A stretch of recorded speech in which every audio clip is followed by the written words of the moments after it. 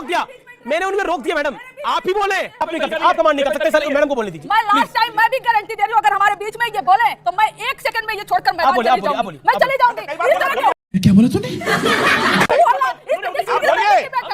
आप बोलिए, आप शांत रखिए, इनको बोलने दीजिए, सत्यप्रकाश मिश्रा शांत होइए, आप सत्य जी शांत होइए, मेरा रिक्वेस्ट है, बोलिए बोलिए बोलिए, आप बोलिए बोलिए बोलिए, आप राजेश गुप्ता शांत होइए ना, मेरा रुको जरा, सबर करो। निवेदन है, ओके। पब्लिक डिबेट है, सीरियस मुद्दा है, देश का मुद्दा है, नौजवानों का मुद्दा है, किसानों का मुद्दा है, और यहाँ ये गंदी लैंग्वेज का उपयोग करें और आप लोग तालियां बजा रहे हैं।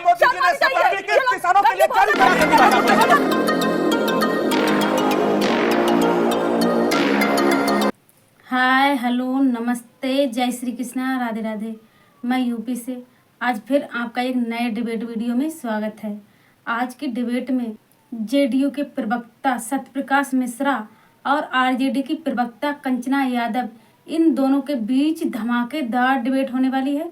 जेडीयू के प्रवक्ता सत्यप्रकाश मिश्रा ने कंचना यादव से कहा कि लालू प्रसाद खुद महिला आरक्षण के खिलाफ थे और आज आम महिला आरक्षण पर बात कर रही हैं। इसका रिप्लाई दीजिए, इसका उत्तर दीजिए। इस पर कंचना यादव भड़क जाती है, उसको मिर्ची लगती है, कहती है इन्होंने मुझे गाली दी, ये डिबेट के बीच में बोले तो मैं डिबेट छोड़कर भाग जाऊंगी, क्योंकि कंचना यादव के सत्यप्रकाश मिश्रा ने छक्के छुड़ा दिए। तो डिबेट बहुत ही इंटरेस्टिंग और मज़ेदार होने वाली है, इसीलिए शुरू से एंड तक जरूर देखना। तो चलिए मेन डिबेट स्टार्ट करते हैं। जब चुनी हुई सरकार है, 290 वाली सरकार है, 294 वाली सरकार है, तो उसके गिरने के सपने आप क्यों देख रहे हैं? आपके पास तो नंबर भी नहीं है। अगर मतलब मैं मानूं आप बिहार को भी तोड़ ले, मतलब आप आरजेडी को भी जेडीयू को भी तोड़ ले, टीडीपी को भी अपने पास ले जाएं, तब भी सरकार नहीं बना पाते आप लोग। देखिए, हमें किसी को तोड़ने और जोड़ने का कोई शौक नहीं। तो फिर काहे कह रहे थे राहुल जी? सुनिए, आप पूरी बात सुनना सीख लीजिए। लेकिन जिस तरह से आरएसएस इनको अहंकारी बोल रही है, जिस तरह से आरएसएस इनको सबक सिखा रही है, इनके ही पेरेंट ऑर्गेनाइजेशन, हमें कहने की कुछ जरूरत नहीं है। अहंकार तो आजकल आप आरएसएस को सुन रहे हैं, भरे हुए हैं, और इनको हर बात पर ये जो 100-150 हमारे सांसद निलंबित कर दिए थे ना, वो नहीं कर पाएंगे। देखिए, अब मैं रोहन जी के पास आता हूं। रोहन जी, ये मैडम भी कह रही है कि देखिए अब वो नहीं कर पाएंगे, संसद में तो पहले कर पाते थे। आपने पहले ऐसा किया क्या है? ये डरे हुए हैं सब लोग, ऐसा क्या कर रखा है? पहली बात तो जो मतलब मन में ऐसा इनके एक डाउट है कि अब आप वो नहीं कर पाएंगे। देखिए, परिणाम जो भी आता है अमीश भाई, देश का जो जनादेश है सबको उसको स्वीकार करना चाहिए और स्पोर्टिंगली स्वीकार करना चाहिए। चुनाव के पहले जब ये इंडी गठबंधन बना, उन्होंने दावे किए कि 295 हमारी सीटें आएंगी, वो नहीं आई। आपकी मॉरल विक्ट्री, आपको मुबारक। 1989 से 2014 तक अमीश भाई जितनी भी सरकारें बनी, उससे ज्यादा सीटें इस सरकार की आई है, फिर भी इनको लगता है कि इनकी मॉरल विक्ट्री है। तो मैं धन्यवाद देना चाहूंगा ऐसे विपक्ष को कि ऐसा विपक्ष हर सत्ता पार्टी को मिले कि जिसकी 50 से 99 सीट आने पर भी अपनी मॉरल विक्ट्री उसको दिखाई देती है।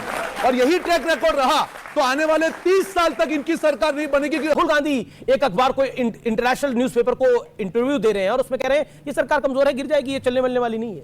देखिए, अगर राहुल गांधी जी आपके चैनल को इंटरव्यू नहीं दे रहे हैं तो आपका और उनका मसला है, उनसे पूछिए। जातिगत सर्वे कराना हुआ, एक सेकंड, जातिगत सर्वे कराना हुआ, बीजेपी के पिटिशनर पटना हाई कोर्ट जाकर रोक लगाए, यहाँ तक पहुंच गए, और उसके बाद जब जातिगत सर्वे हो गया, एक सेकंड चुप करिए ना, जब हो गया, हमने ओबीसी SC ST का आरक्षण बढ़ाया, पटना हाई कोर्ट ने उसको क्वेश्चन कर दिया।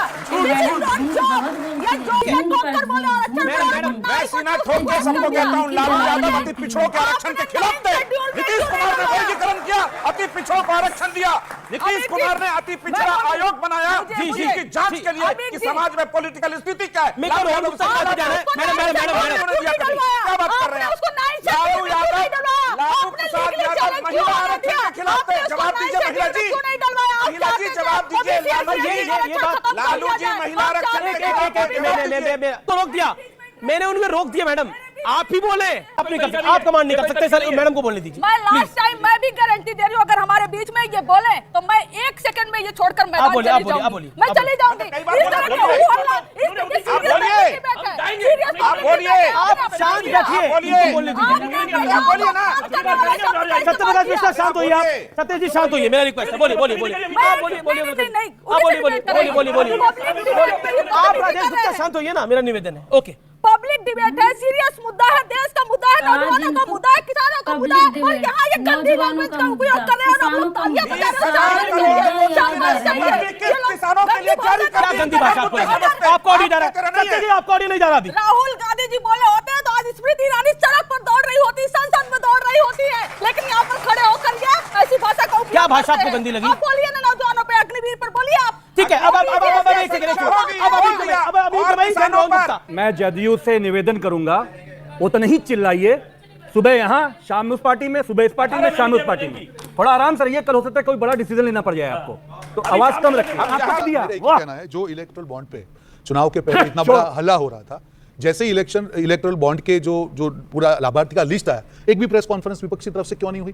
क्योंकि ये नहीं हो सकता है कि अगर इलेक्टोरल बॉन्ड के पैसे अगर भाजपा को मिले तो वो जबरदस्ती लिए गए और विपक्ष को मिले तो वो प्यार से दिए। ये दोहरा मापदंड नहीं चल सकता है। दूसरी चीज, आपने एक विपक्ष के लिए सवाल पूछा कि सीटें बढ़ी है। मेरा ये कहना है कि विपक्ष की जिम्मेदारी के मुद्दों को उठाए। दो बड़े मुद्दे, महंगाई और बेरोजगारी पे हमेशा विपक्ष ने सत्ता को गिरा है। आज जहां जहां उनकी राज्य सरकार है, मुझे बताइए कर्नाटक में भी टैक्स बढ़ा दिया, तो क्या महंगाई पे वार हुआ? क्या कि महंगाई के साथ आप चल रहे हैं? आपकी गारंटी के लिए आप बोल रहे हैं कंचना यादव, देखिए महंगाई का मुद्दा आप लोग उठाते हैं और बार बार करते हैं, भ्रष्टाचार की बात बीजेपी करती है, लेकिन महंगाई के मुद्दे के ऊपर कर्नाटक में कांग्रेस की सरकार है जिसके साथ आपका अलायंस है, उसने पेट्रोल डीजल के दाम बढ़ा दिए, और जब सवाल पूछा गया तो वो कन्नी काट रहे हैं इस पूरे मामले से। तो पेट्रोल डीजल के दाम तो कर्नाटक की सरकार ने बढ़ाए, क्यों?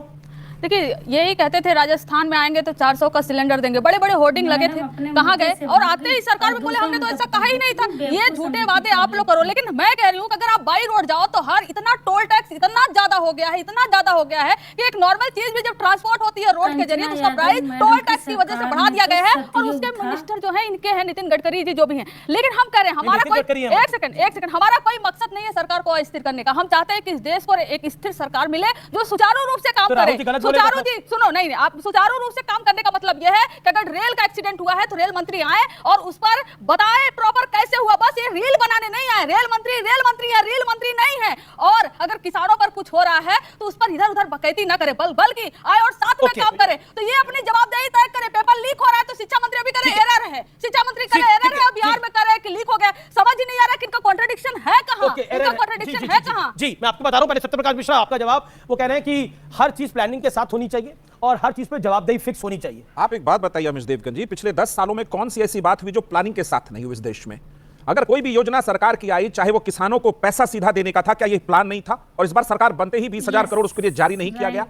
गलतियां जहां हुई वहां भी इस बात की देखा देखी की गई और उसकी जांच की गई और संबंधित अधिकारी को उस संबंध में निर्देश दिए गए। बड़ा सवाल क्या बड़ा सवाल यह है कि इस सरकार में क्या बड़े और कड़े फैसले हो पाएंगे भ्रष्टाचार पर? जिस तरह मोदी सरकार पहले कार्रवाई कर रही थी मोदी 2.0 में, क्या 3.0 पे कर पाएगी? नीतीश कुमार जी का एक बहुत बड़ा बयान हमेशा रहता है, भ्रष्टाचार पे जीरो टॉलरेंस। ना हम किसी को बचाते हैं ना हम किसी को फंसाते हैं। अगर राष्ट्रहित में कोई भी फैसला होगा, एनडीए वो फैसला लेगी, वो भ्रष्टाचार से रिलेटेड हो, सीमा सुरक्षा से रिलेटेड हो, चाहे युवाओं के भविष्य से रिलेटेड हो, चाहे अरविंद केजरीवाल, बिल्कुल बिल्कुल। मैं एक दुहरा दूं, जब पहली बार केजरीवाल पर यह शराब घोटाले का आरोप लगा और लोग जेल गए, हमारी पार्टी का ऑफिशियल ट्वीट है और ट्विटर पे हमारे राष्ट्रीय अध्यक्ष का बयान है, अदालत इस मामले में फैसला करेगी। जांच कमी जो भी जांच अधिकारी हैं वो जांच कर रहे हैं, हम कभी जांच को नहीं रोकते और अदालत के काम में हस्तक्षेप नहीं करते। अब राजेश गुप्ता पॉइंट ये है कि आप लोग ब्लेम गेम में यकीन करते हो, यानी आप हिट एंड रन में बिलीव करते हो। पानी की समस्या हो तो केंद्र जिम्मेदार है, बिजली की कोई समस्या हो तो केंद्र जिम्मेदार है, भ्रष्टाचार पे कार्रवाई हो जाए तो वो ईडी और सीबीआई का मिसयूज है। क्या आपको लगता नहीं है कि अपने पॉलिटिकल डिबैकल के लिए जो पंजाब में हुआ, जो दिल्ली में हुआ, उसके लिए आप जिम्मेदार है, आपकी पार्टी जिम्मेदार है? अमीश भाई, जब बीजेपी जीती है तो आप उनको श्रेय देते हो, तो आप इस बात को समझो कि दिल्ली की जनता ने 3 बार केजरीवाल जी को जिताया। पंजाब में 92 लोकसभा चुनावों की बात कर रहा हूं। चुनाव तो चुनाव ही है ना, और उसके बाद में दिल्ली के एमसीडी में भी अगर बीजेपी को हराया तो कोई रीजन होगा उसका। अभी जैसे रेल की बात हो रही थी, आज इस देश के अंदर 95% लोग ऐसे जिन्होंने हवाई जहाज को सिर्फ ऊपर से देखा है। उसके बाद में अगर आज रेल की टिकट कराने की कोशिश करो ना यहाँ से बनारस की, आपको मिलेगी नहीं। पहले आपको कहा तत्काल में जाओ, तत्काल में प्रीमियम तत्काल में जाओ, उसमें देखोगे तो टिकट ऑलमोस्ट फेयर के बराबर हो जाएगी, एयर फेयर के बराबर में। उसके बाद में आपको गाड़ी लेने के लिए मजबूर करा जाएगा, उसमें 50% टैक्स और इतना टैक्स लिया जाएगा जो उन्होंने ऑक्ट्रॉय के नाम पे कहा आपसे, इतना टोल टैक्स लगा दिया जाएगा कि आप बर्बाद हो जाओगे।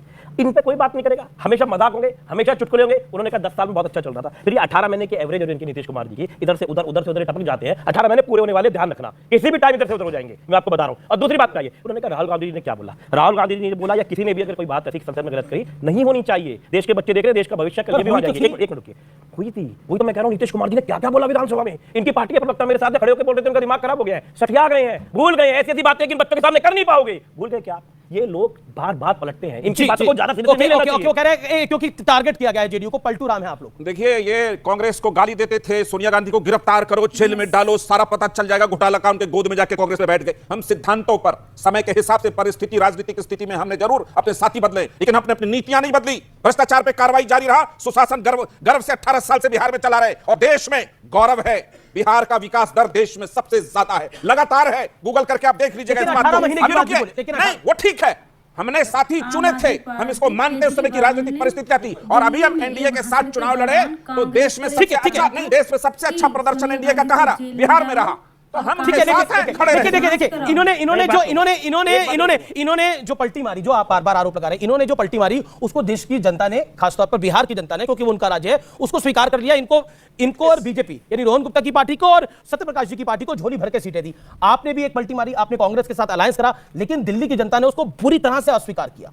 पंजाब में भी आपको इसका खमियाजा भुगतना पड़ा, आपने तब भी पहले भी इसका जवाब नहीं दिया। सत्यप्रकाश मिश्रा ने अभी कहा कि केजरीवाल ने कांग्रेस पर हमला बोला था, कांग्रेस की जांच कराओ, सोनिया गांधी को जेल में डालो। तो ये बिल्कुल सत्यप्रकाश मिश्रा ने सच बोला था, क्योंकि ये केजरीवाल ने दिल्ली में एक भाषण के दौरान कहा था। यदि आप कमेंट बॉक्स में बताएं कि आप ये वीडियो देखना चाहते हैं तो मैं आपको केजरीवाल का ये भाषण लाइव दिखा सकती हूँ कि केजरीवाल ने किस तरह से कांग्रेस पर हमला बोला था। और आज एक कंचना यादव और आम आदमी पार्टी के प्रवक्ता बढ़ चढ़ के झूठे बयानबाजी कर रहे हैं। आज इनको नौजवानों और किसानों का मुद्दा बहुत याद आता है। इनकी जब गवर्नमेंट थी, कांग्रेस की थी, तब ये कहाँ चले गए थे? तब क्या किसान पैदा नहीं हुआ था या नौजवान नहीं थे? जो ये लोग आज नौजवानों और किसानों को टारगेट करके बीजेपी पर हमेशा हमला करते हैं। आज बेरोजगारी इसीलिए है क्योंकि कांग्रेस ने ना किसानों के लिए और ना नौजवानों के लिए कुछ किया। यदि कुछ किया होता तो आज इतनी महंगाई और बेरोजगारी नहीं होती। इस डिबेट को देखने के बाद अपना ओपिनियन कमेंट बॉक्स में जरूर दें और ऐसे मोर डिबेट वीडियो देखने के लिए हमारे चैनल को फॉलो करें, वीडियो को लाइक करें, ज़्यादा से ज़्यादा शेयर करें। मिलेंगे हम नेक्स्ट वीडियो में, तब तक के लिए बाय बाय। जय हिंद, जय भारत।